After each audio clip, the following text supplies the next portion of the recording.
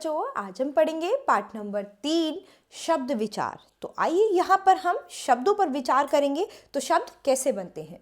वर्णों के मेल से शब्द बनते हैं। यह मेल सार्थक होना चाहिए। वर्णों के सही मेल से शब्द बनते हैं, यानी वर्णों के उल्टे सीधे क्रम से कभी शब्द नहीं बनेंगे। जैसे ती प्लस त प्लस ली तितली।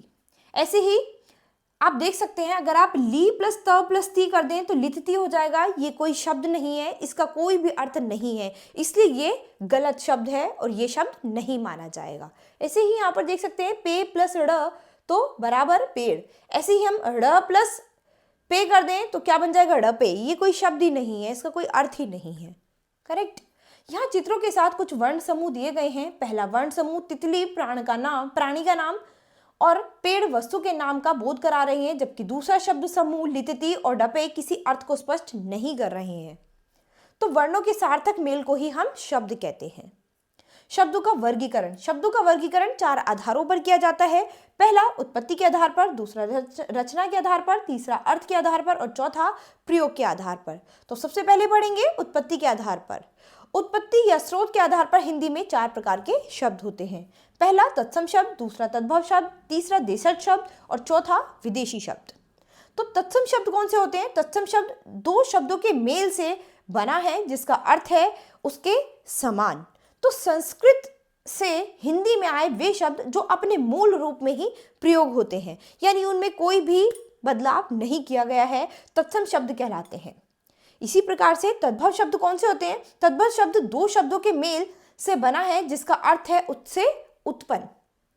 संस्कृत से हिंदी में आए वे शब्द जो बदले हुए रूप में प्रयोग किए जाते हैं तद्भव शब्द कहलाते हैं। नीचे कुछ तद्भव शब्द और इनके तत्सम रूप दिए जा रहे हैं। तो यहाँ पे कुछ तत्सम रूप, उनके तद्भव रूप दिए गए हैं, तो आप इन्हें पढ़ेंगे अभ्यास में, जैसे कि प्रस्तर पत्थर, पाद पांव, वधु बहु। ठीक है। इसके बाद आते हैं देशज शब्द। जो शब्द आम बोलचाल से आकर हिंदी में प्रयोग होने लगे हैं उन्हें देशज शब्द कहते हैं। इन शब्दों के उद्गम का पता नहीं चलता, जैसे खाट, पगड़ी, धोती, झाड़ू, लोटा, लकड़ी, डिब्बा, पेट, बासन, झंझट आदि। इसके बाद आते हैं विदेशी शब्द। जो शब्द विदेशी भाषा से आकर हिंदी में घुल मिल गए हैं, ठीक है, यानी हिंदी की तरह बोले जाने लगे हैं, वो विदेशी शब्द कहलाते हैं। हिंदी में कई विदेशी भाषाओं के शब्द प्रयोग हो रहे हैं, जैसे कि आप देख सकते हैं अंग्रेजी शब्द हैं कुछ, engine, cup, collector, coupon, cake, camera, court, जज, tax, doctor, nurse, police, file, bus, motor, vote, school, college आदि। कुछ अरबी शब्द हैं, जैसे कि आप देख सकते हैं अकल, अखबार, अमीर, आज़ाद, आदत, औरत और बहुत सारे शब्द जो अरबी भाषा में हैं लेकिन अभी हिंदी में बोले जाते हैं। ऐसे ही कुछ फारसी शब्द हैं यहाँ पे, जैसे कि अनार, आदमी, आबरू, आमदनी, आराम, आसमान आदि। इसी तरह से कुछ पुर्तगाली शब्द हैं जो हिंदी में बोले जाते हैं, जैसे कि अनानास, अलमारी, ऑलपेन, इस्पात, कप्तान और आदि। बहुत सारे शब्द हैं, है ना। इसी तरह से कुछ तुर्की शब्द भी हैं जो हिंदी में एज इट इज बोले जाते हैं। कालीन, कुर्ता, कुली, कैंची, चाकू, चेचक, तमगा, तोप, बंदूक, बहादुर, बीवी, बेगम, सौगात आदि।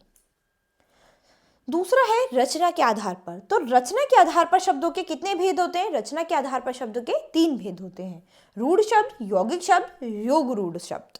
तो रूढ़ शब्द कौन से होते हैं? जिन शब्दों के सार्थक खंड नहीं किए जा सकते उन्हें रूढ़ शब्द कहते हैं, जैसे कलम, नल, हाथ आदि।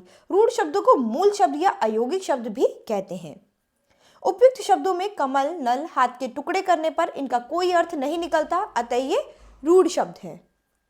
यौगिक शब्द, जो शब्द एक से अधिक शब्दों के मेल से बनते हैं और जिनके सार्थक खंड किए जा सकते हैं उन्हें यौगिक शब्द कहते हैं, जैसे राष्ट्रपिता, यानी राष्ट्र प्लस पिता।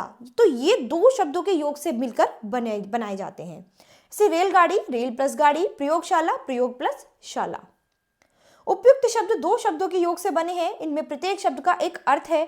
दोनों शब्दों के अर्थों को मिलाकर ही मुख्य शब्द का अर्थ निकलता है, अतः ये सभी यौगिक शब्द हैं। तो इसके बाद हैं आपके योग रूढ़ शब्द। तो जो शब्द यौगिक शब्दों की तरह बनते हैं लेकिन किसी विशेष अर्थ के लिए रूढ़ हो जाते हैं, उन्हें योग रूढ़ शब्द कहते हैं। जैसे आप देख सकते हैं यहाँ पर वीणा वादनी, तो वीणा का वादन करने वाली अर्थात सरस्वती जी। गिरिधर, गिरि को धारण करने वाले अर्थात श्री कृष्ण जी। इसी तरह से तीसरा है अर्थ के आधार पर। तो अर्थ के आधार पर शब्दों के मुख्यतः 4 भेद होते हैं। पहला एकार्थी शब्द, दूसरा अनेकार्थी शब्द, तीसरा समानार्थी या पर्यायवाची शब्द और चौथा विपरीतार्थक या विलोम शब्द।